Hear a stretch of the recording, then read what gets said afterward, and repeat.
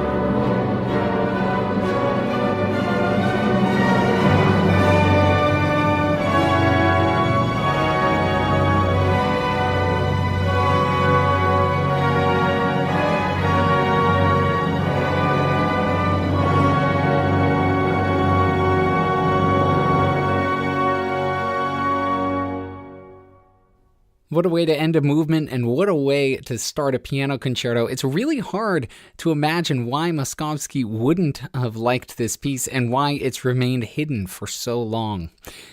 Thanks to the Rzeszów Philharmonic for putting that up on imslp.org. And thank you for listening. If you have the chance, please rate and review this podcast wherever it is that you're getting it.